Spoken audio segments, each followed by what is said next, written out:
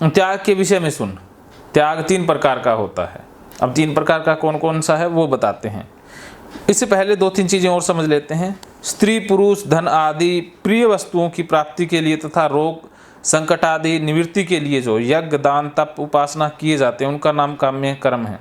कि देखो प्रिय वस्तुओं की प्राप्ति के लिए वो राशि में आ गया। इसमें ये फुटर में लिखा गया है कि काम्य कर्म क्या होते हैं। काम्य कर्म वही होते हैं ना कि जो भी हम करते हैं दिन प्रतिदिन के रूटीन में, तो उनको त्यागना कुछ लोग कहते हैं कि वो संन्यास है।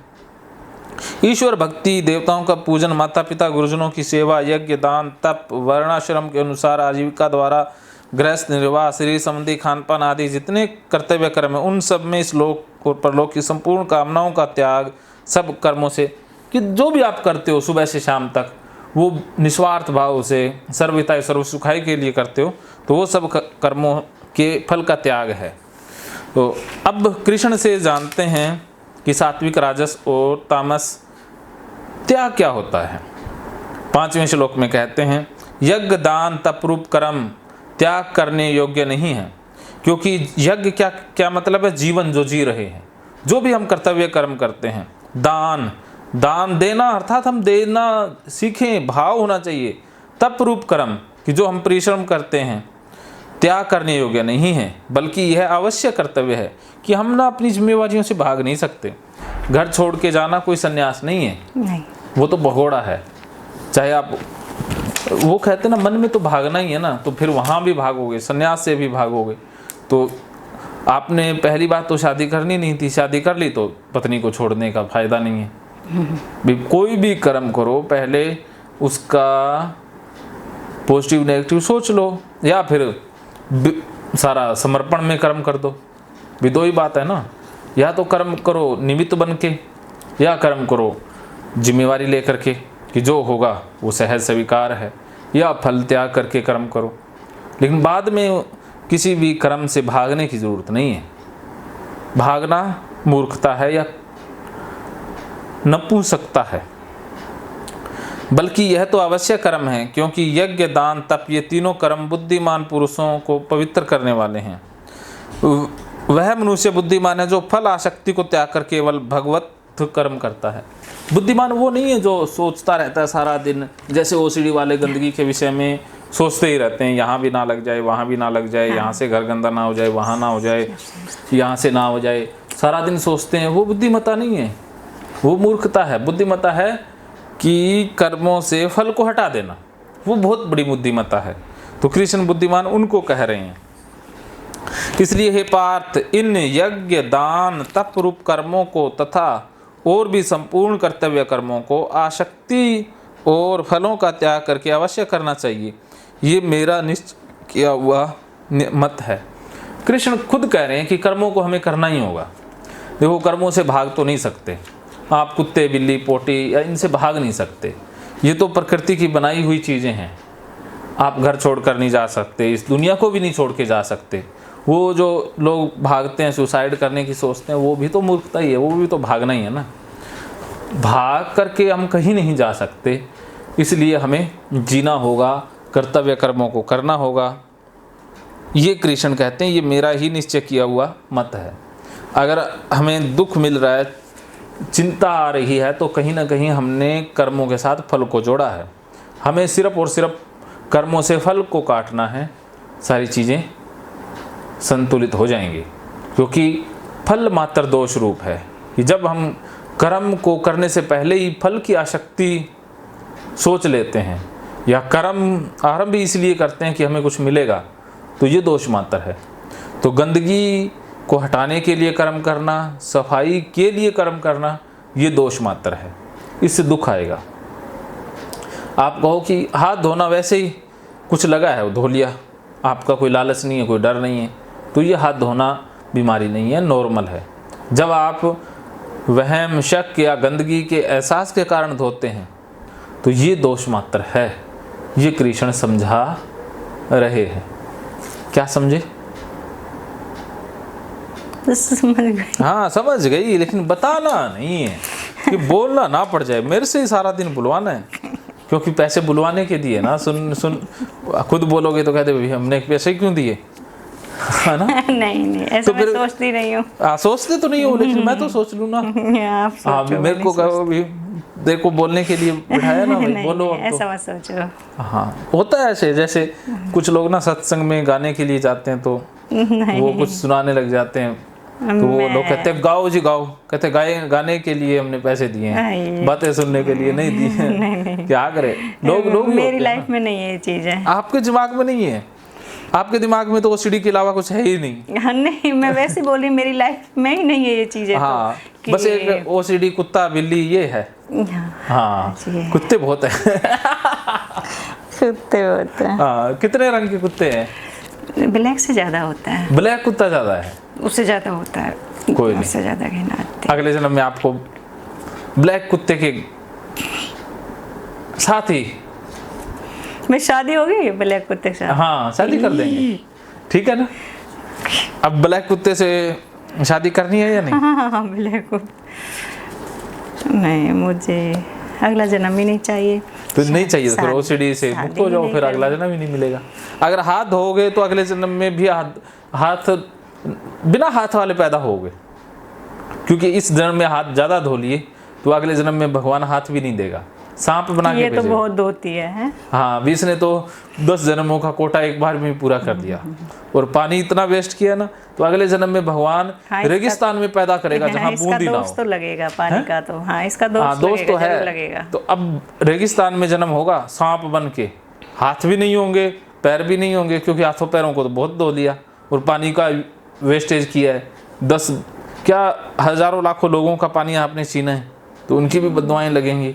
तो रेगिस्तान में सांप का जन्म पक्का, जहां पानी की बूंद ही नहीं होगी।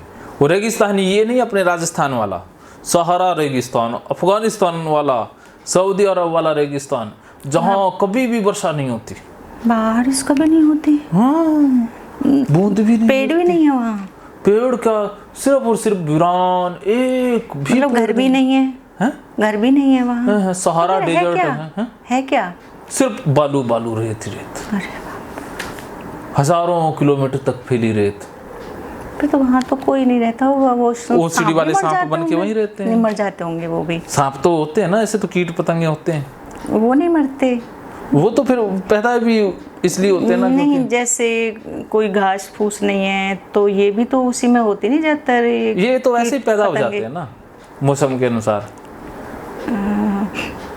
फिर ये पानी कहाँ से पीते हैं? पानी पीते ही नहीं है, सांप पानी नहीं पीता, पानी पीते ही नहीं है,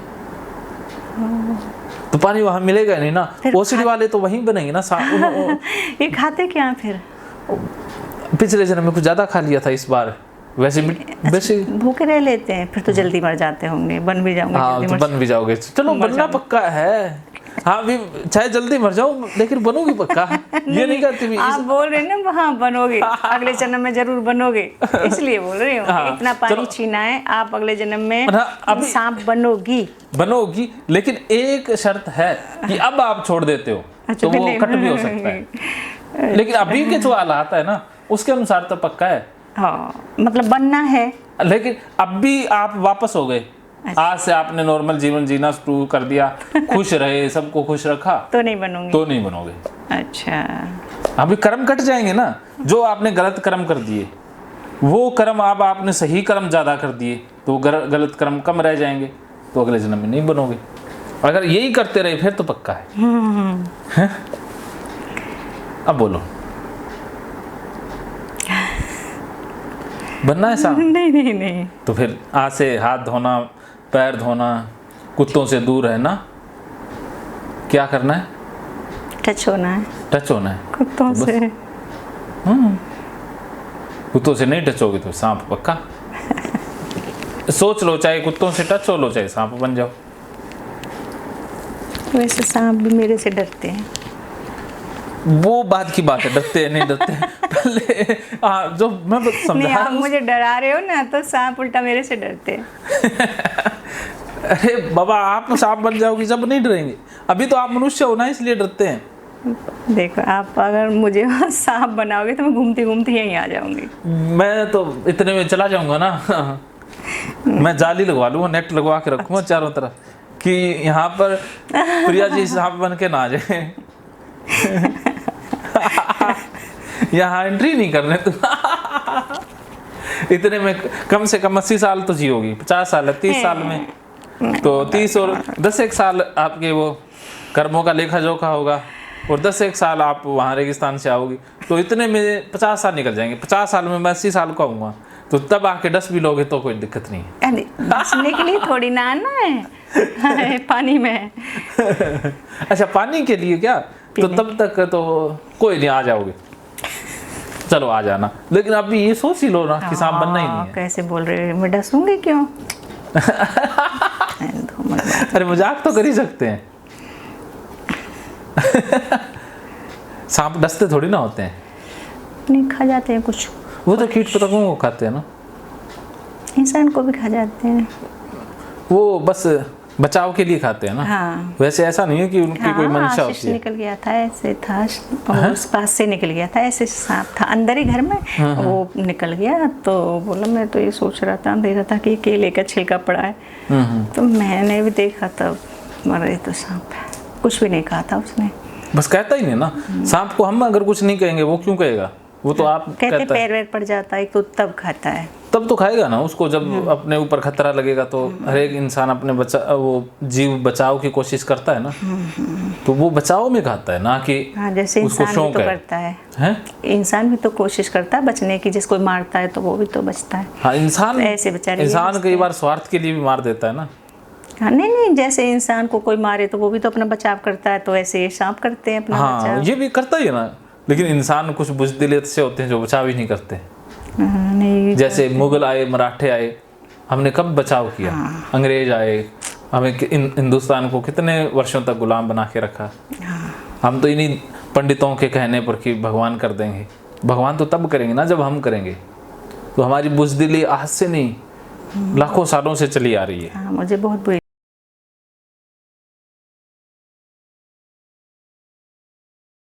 महकेंगे फिर से खुशियों के रंग भगवत गीता थेरेपी कोर्स के संग। इतिहास का पहला ऐप जो गीता के माध्यम से ओसीडी डिप्रेशन का इलाज आसान बनाएगा।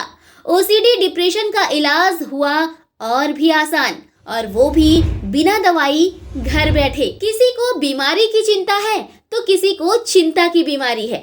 भगवत गीता ने लाखों करोड़ों का जीवन बदला है और आपका भी बदलेगा। गीता थेरेपी कोर्स में आपको मिलेगा सभी 11 प्रकार की ओसीडी का संपूर्ण इलाज, जैसे गंदगी का वहम, बार बार हाथ धोना, बार बार सफाई करना, बार बार लॉक दरवाजा चेक करना व अन्य सामान की चेकिंग बार बार करना, एक ही विचार बार बार आना, नुकसान व मरने मारने का विचार आना, HIV, rabies, cancer, heart attack का विचार आना, IBS और नींद न आने की समस्या का हल गीता कोर्स में मिलेगा।